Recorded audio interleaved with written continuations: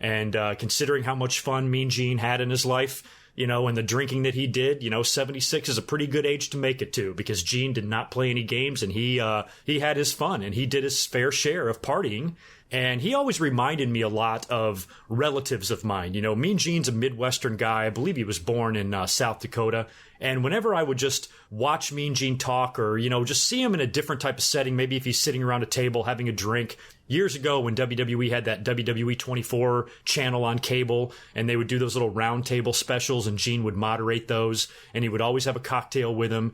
The work that he did on Legends House when the WWE Network first launched. Every time I see Mean Gene Okerlund in those type of environments, he reminds me a lot of uncles that I have. Just that Midwestern type of attitude. They all drink, they all play cards, they're all perverted, dirty old men. Remember on Legends House when that hot chick would come over and kind of organize the guys and coordinate them for whatever they have planned for them that day? Mean Gene loved that girl. I can't remember what her name is.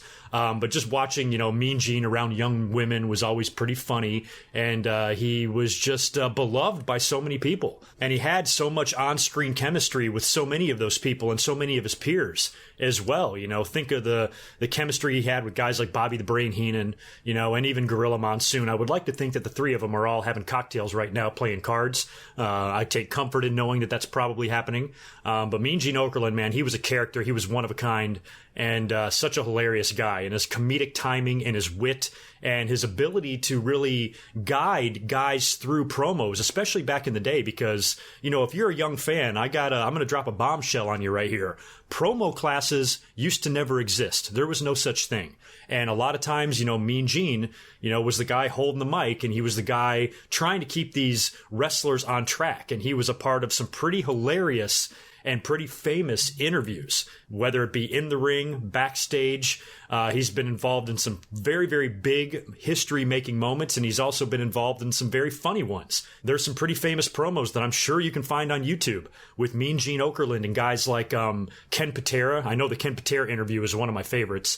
Dr. D. David Schultz, Don Morocco, Fuji, like I said, Savage, The Ultimate Warrior, so many different types of wrestlers that he had to work with and be there and guide through an interview, made for some of the most entertaining moments in wrestling history, especially with all of the comedy and how well he could just, come up with things. He was very Bobby Heenan-like, especially if he was, interviewing somebody. He was also very fearless. I never saw Mean Gene Okerlund, not once, even if he was standing next to Andre the Giant, I never saw him fearful of anyone.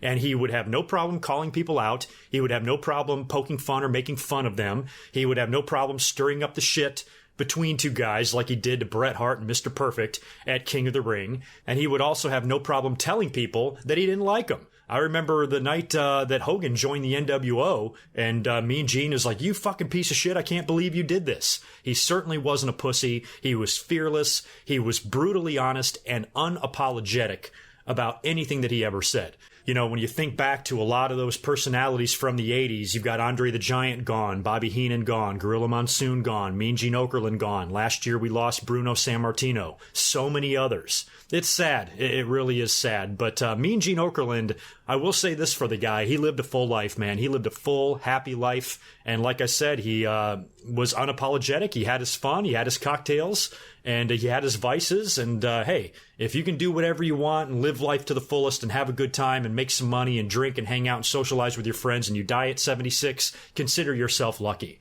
Anytime after 75, I'm perfectly fine with cashing out.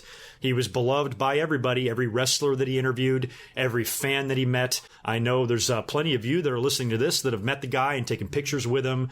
Gene was always really accessible and really approachable, and super, super nice, chill guy, but a real dude at the same time. Like I said, Gene was no pushover. Gene was no angel. He was exactly what he said he was, and I respected the hell out of the guy. And I'm going to miss him a lot. I've always missed him. I didn't like it when he left in 1993. I just felt this void. I was having a hard time as a fan adjusting to a non-Mean Gene WWE. It was just hard to transition from Mean Gene into Pettingill. You know what I mean? Mean Gene just has that voice, and he was a part of so many iconic moments in the business. His classic, post-match interviews. I remember the one with Andre the Giant after Andre the Giant won the WWE title from Hulk Hogan on NBC. And he jumped up on the ring apron to try to get an interview with Andre, and that's when Andre surrendered the title to Ted DiBiase.